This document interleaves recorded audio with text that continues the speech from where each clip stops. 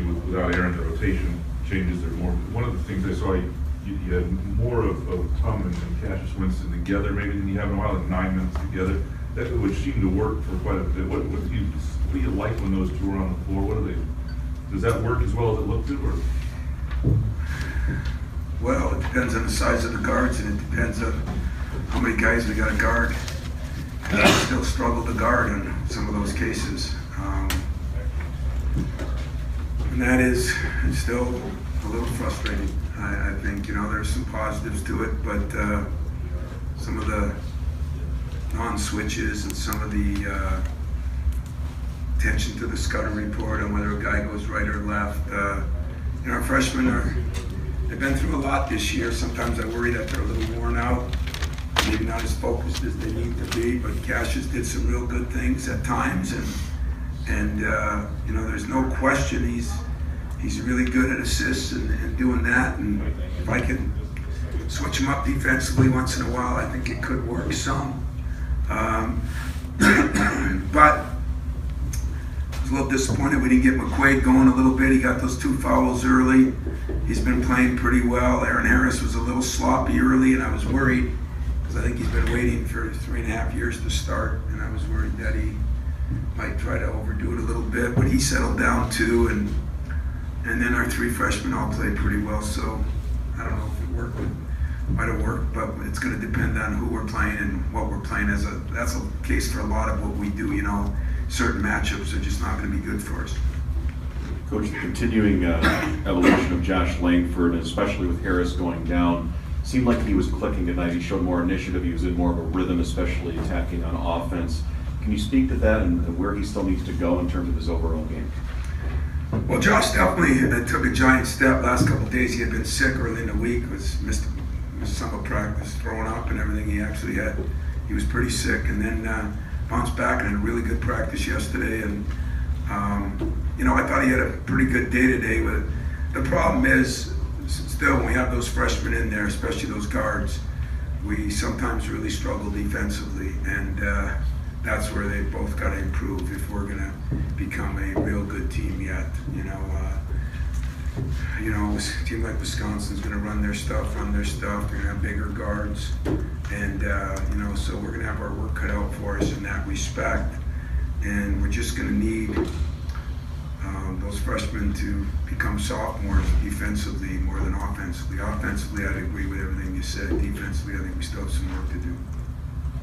That stretch, and again, looking at the last 5 minutes of the first half, you had all 4 of those guys out there. What were they doing right there that you want to see maybe? Well, I thought we were running pretty good. I thought we rebounded pretty good in that stretch, and so when you rebound pretty good, you can get your running game going. We hit 3 threes, I believe, in that stretch, including that last one, which was, lucky, but to say the least. But it did get out of, that's what I told Tim, it got out of hand kind of quick in that stretch, and I've been on the other side of that a couple times this year, but I felt we were fortunate to be up. I didn't think we played as well as being up 19 at that stretch or whatever we were up. Tom, this is only the second time that all 4 freshmen played over 20 minutes in a game, and now part of that is no foul trouble, but that and they had 70% of your shot attempts tonight. Is this kind of, with Aaron out, losing a senior, is this time for them to kind of take ownership of what actually happens? Yeah, I think so. We when McQuaid was out with foul trouble right away, we don't have many people left. We only have, I think, 8 actual recruited scholarship guys here. So, I think so. Kenny Goins got a little foul trouble early too, along with McQuaid, so that left those 4 freshmen in there quite a bit. And I do think they've responded. I just think they've got to learn how to play both ends of the court. And the last 2 games, we're fouling too much. And, we got to do a better job of that. And so, are the freshmen going to take over? Nick and Miles have been, fairly consistent. I thought Miles played good. As I told him, I didn't think he played great. He gets 1 rebound in the second half, and he was, like I said, disappointed about that. But and didn't shoot as well from the free throw line as he's been shooting. But still need him to be more aggressive. I thought Nick missed some good shots early. and I just felt like, Josh hit a couple shots, but 5 of 12, he's got some work to do yet. But definitely look more aggressive. They look more comfortable. That part of it was great. And when you see the ball kind of flying around like that at the end of the first half, is there any kind of special sauce to that? Or? Yeah, I told them that I'd like to see them flying around like that on the other end, because on the other end they're kind of standing around. Hey, you know what? Cassius can pass the ball as good as anybody. I told you that at the beginning, middle, and end. And you know what I think of Miles and Nick and Josh is coming. He's coming. It's taking longer. He's a unique kid, but he's getting more comfortable and more confident, and he's going to have to keep doing that because he can really guard too. And he started. He went in there and got a couple rebounds. He got as many as Miles did. He got, I think, 2 or 3 offensive rebounds early. I think he's going to be able to do a better job of that. But we're going to have our work cut out. I didn't think Nebraska played as well as I've seen them being played. And I told Tim that after, I think maybe some of it was us, but I think some of it was them. So I don't want to be fooled by everything. But I did think we did some good things and at times looked good. I just thought it was a sloppy game. And yet it wasn't a major turnover game for either team. It just kind of, I don't know, the ball was bouncing everywhere to me.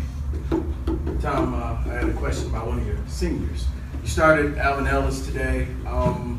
Is this an experiment you think you stick with, and how do you think he responded with the start instead of coming off the bench? Well, I didn't like the way he responded at the beginning. He turned it over, I think, 3 times in the first couple minutes, which I told him before the game. I said the first shot might go into the tube. I said, don't be cool and casual because I know you're excited. You better be excited. Waited a long time to start. But I still think he was solid. He did shoot it as well. Shot pretty well from the line. Did rebound the ball pretty well. Defended better than decent. But I think he can, the turnovers, trying to feed Nick the way he was doing it wasn't good. But I thought after the first 3 turnovers that he played pretty well, and now if I can get McQuaid going a little bit and keep him out of foul trouble, I think we could make some hay here. I mean, McQuaid did have 5 rebounds, and like I said, other than Josh and Elvin, that was where 6 of our turnovers came. So yeah, I don't think it'll be an experiment. I mean, I plan on starting Elvin. I'm not gonna, I don't want to change the lineup for the 58th time this year, so I'll just kind of keep it like it is. Tom, in that run in the first half, Miles at 9 points in 2 minutes. I'm sure you can't keep that pace up forever, but is that the kind of aggressiveness? Why not? Yeah, right. But is that what you've been talking to him about, to be more selfish? Yeah, he drove. He drove in the second half. He got a 3-point play. He drove and got fouled the first half. He has not been doing that. I think he can do that a lot more. Looking for his threes. I thought he posted up pretty well, and in my opinion, got fouled once or twice. But that's mine. But the reason I say that is because we're really trying to get him to post up and go to the basket. And so I thought he's starting to bring more parts to his game. The driving is really critical.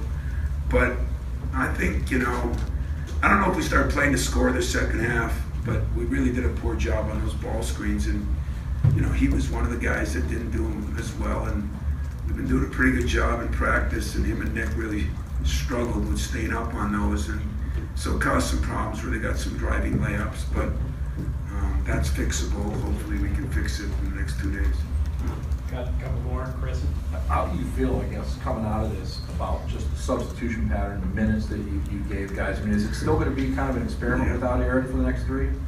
Well, I don't know. Sometimes you play better your first game without a guy because everybody gets up, and sometimes you play worse your first game without a guy. And how do I feel? Listen, I'm not going to feel good to the end because it's just going to be one of those years. It's not bad. It's just there's nothing to ever feel comfortable with this team right now.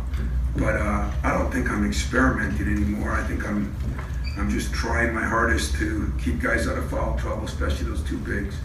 And, you know, even Nick, second half, first half, we wanted to put him back in, and just such a paranoia about that right now for me. And, you know, I feel comfortable, forget it, that ain't happening this year, but feel good about how we played and that we took some steps forward, and the freshmen are, you know, becoming a little better, and yet we got enough to work on the next 2 days on those ball screen defenses, because I thought we were poor in those, and we got to do a better job of that. One last one in back. Coach, you mentioned Ellis.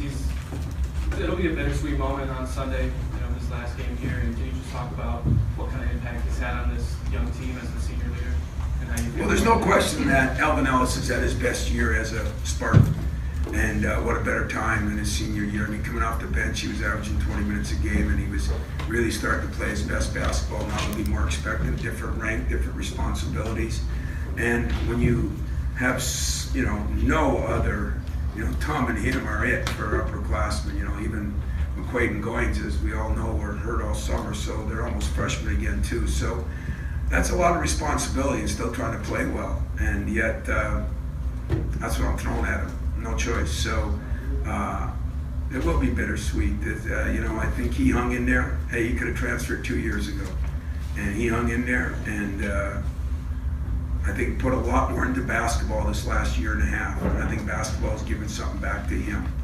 And how does it get any better than that? I mean, that's kind of what life's all about. And Alvin Ellis now hopefully will help prepare him for the rest of his life, because as he put more time in, he became a better player and a very valuable member of his team now. And he's definitely one of the 6 or 7 guys the whole season, and now he's going to be one of the top 4 guys, and I'm anxious to see him grow from there. Thanks, guys.